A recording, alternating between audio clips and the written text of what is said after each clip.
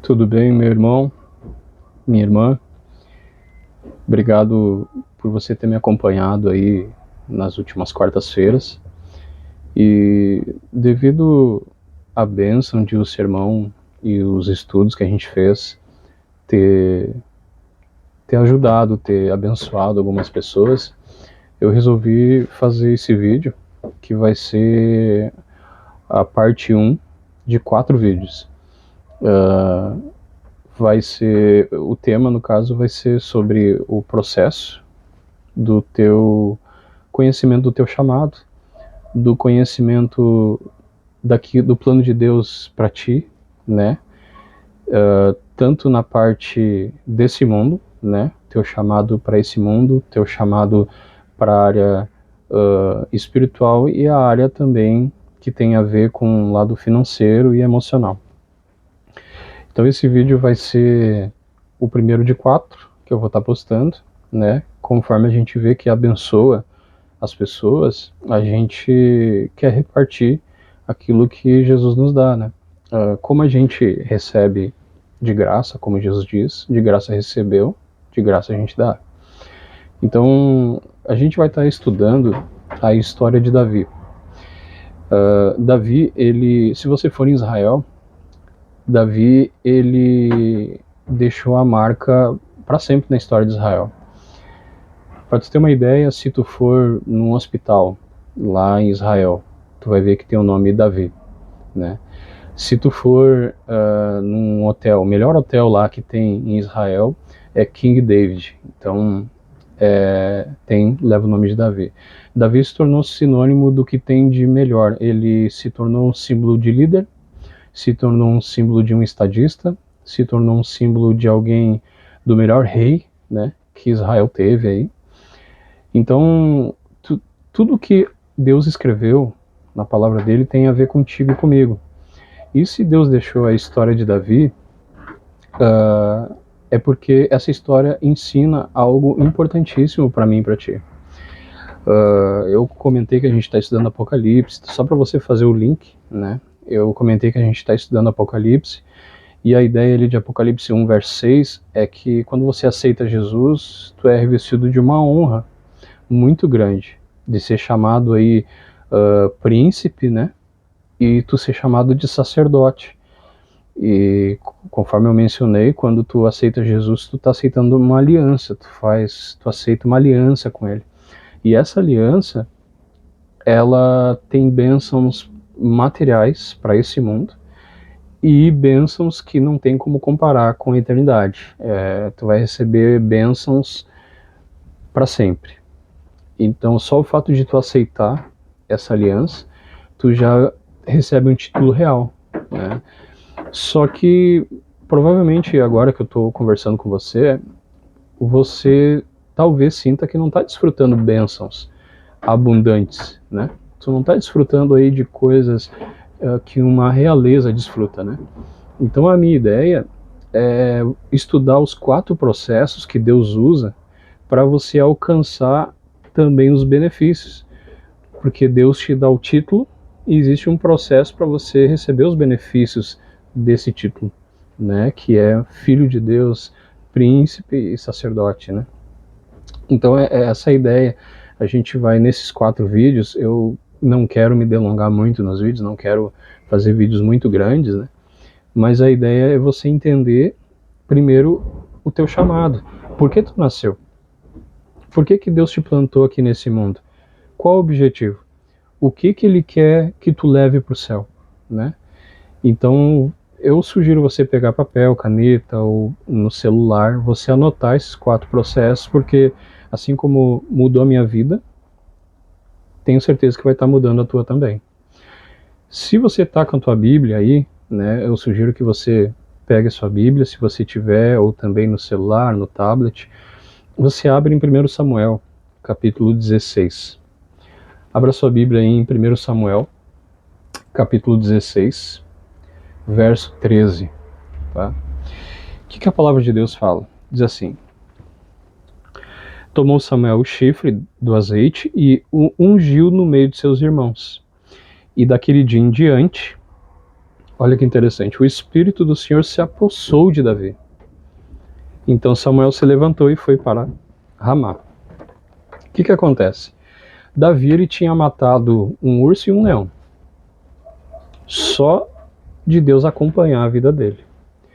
Agora você imagina o legado que Davi deixou para uma nação, um país inteiro, permitindo que o Espírito Santo se apossasse da vida dele. Você percebe que tem uma diferença aí.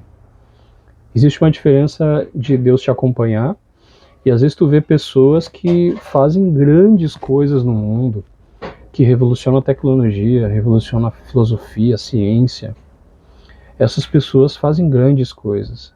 Só que para tu transformar vidas, para tu ter a tua vida transformada e automaticamente tu transformar a vida de muitas outras pessoas, o Espírito Santo precisa se apossar de você. É diferente.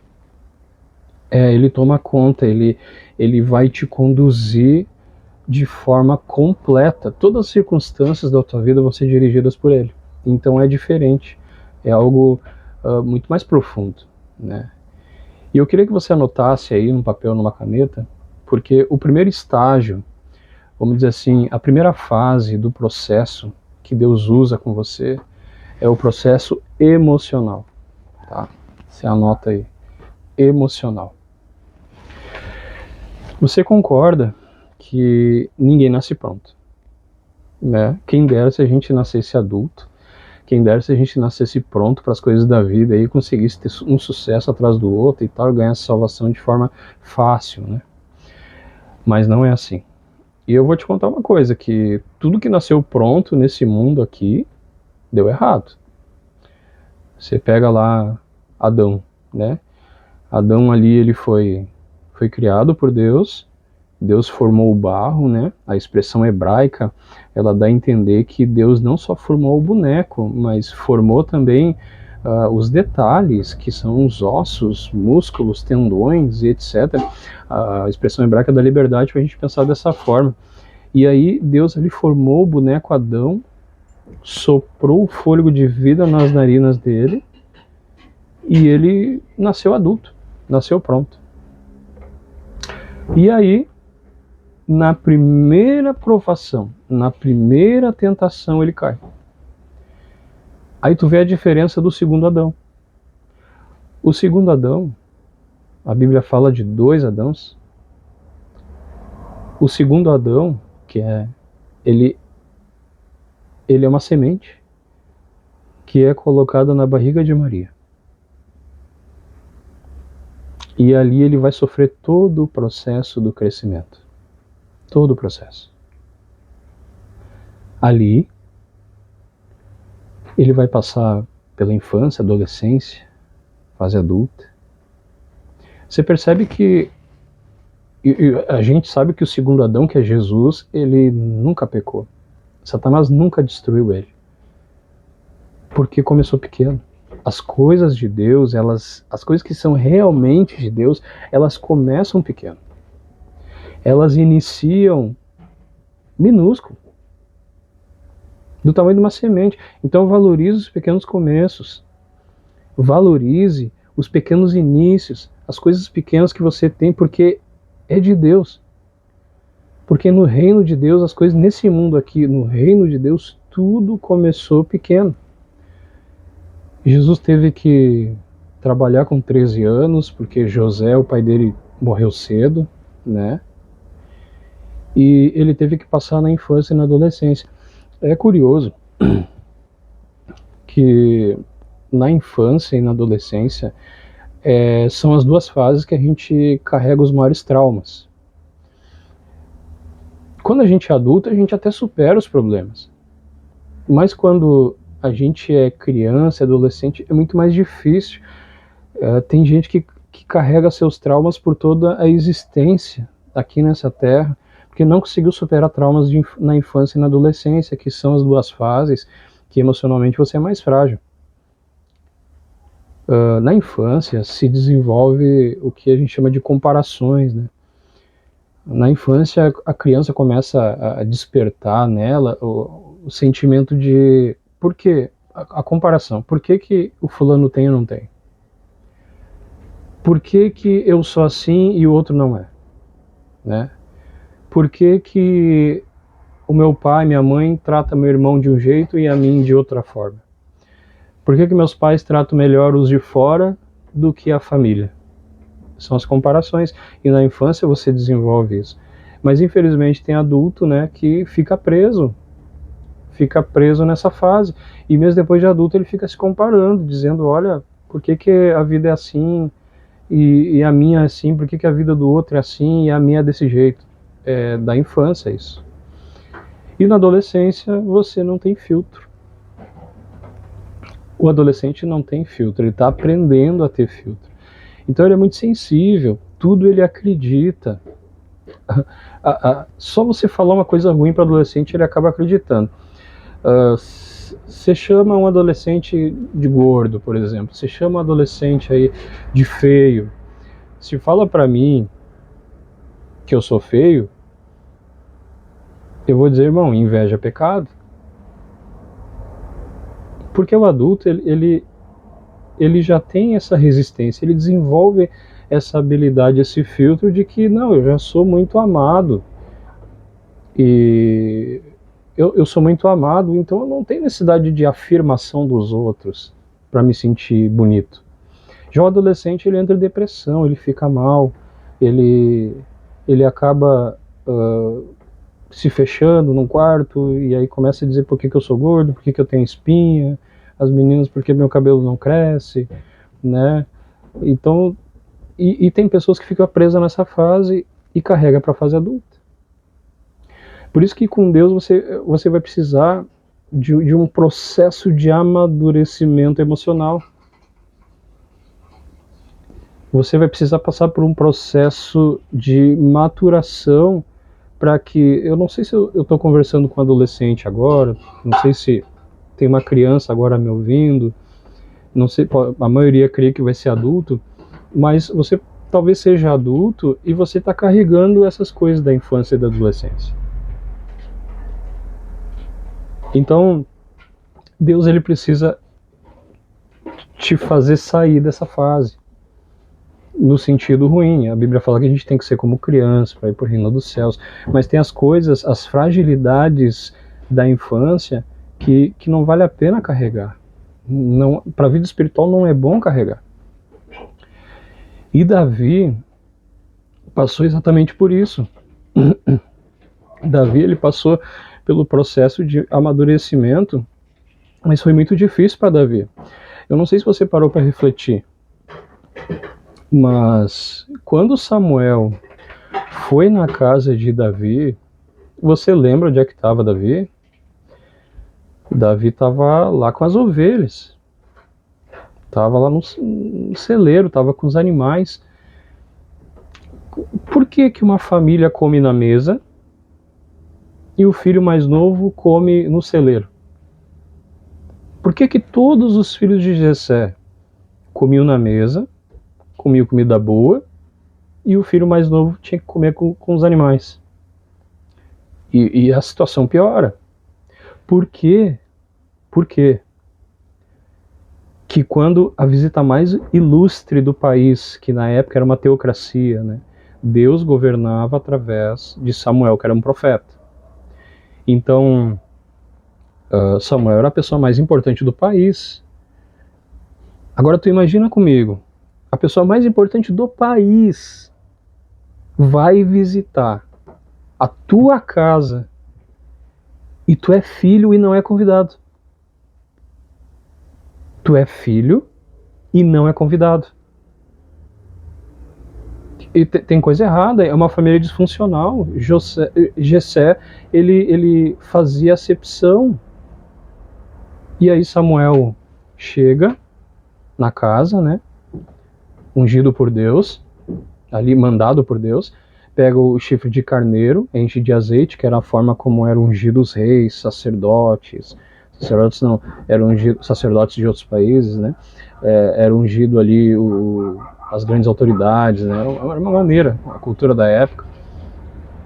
E aí Samuel chega e olha para o filho mais velho, né, pensa assim, é esse, nossa, é esse, capitão do exército, cara forte, alto, boa aparência. É esse aí. E você lembra o que Deus fala para Samuel? O homem olha a aparência, mas o Senhor olha o coração. Eu o rejeitei. E aí Samuel parte para o segundo filho, para o terceiro, para o quarto, e vai indo um por um. E Samuel tem que falar assim. Samuel tem que falar assim para Jessé: não tem mais ninguém. Meu irmão, minha irmã, qual pai, qual mãe esquece de um filho? Samuel tem que perguntar se não tinha mais ninguém. E aí Jessé, tem um lá. Mandou chamar Davi, né? Mandou chamar Davi. E Davi, ao invés de ser orgulhoso, né? Não precisava de mim, agora tá me chamando. Ele podia falar isso, mas ele foi humilde, porque quem tá no processo e aceita o processo com Deus é humilde do início ao fim. Ele é humilde desde que ele recebe o chamado até o final. Ele é humilde. Ele chega na casa lá de Jessé e fala: que foi, pai? E Deus fala: é esse que eu escolhi. Então, no meio, por isso que a Bíblia ela é muito detalhista. Ela fala assim, ó, no meio o chifre de azeite e o ungiu no meio dos seus irmãos. A Bíblia não fala de um detalhe se não é importante. Davi foi ungido no meio dos seus irmãos. O salmo mais importante da Bíblia, mais conhecido, não mais importante, mas o mais conhecido, o mais falado, o Salmo 23. Lembra o que ele fala? Preparas-me uma mesa na presença dos meus adversários. No meio dos meus adversários. Unges minha cabeça com óleo. O meu cálice transborda. Da onde você acha que ele tirou essa cena? Sendo que ali é Salmo 23 sobre o bom pastor. Deus, quando ele te chamar, ele vai honrar a tua humilhação. Quando Deus te chamar, ele vai honrar e ele vai te chamar no meio das pessoas que te desprezaram. Ele vai te chamar no meio das pessoas que falaram mal de ti, que tentaram te sabotar, te destruir. E Deus, ele vai mostrar que tu é dele no meio dos teus irmãos. Na frente daqueles que podiam te ajudar e não te ajudaram. Então, toma cuidado quando você quiser bater de frente com alguém que é menor que você, porque essa pessoa, Deus pode estar querendo levantar.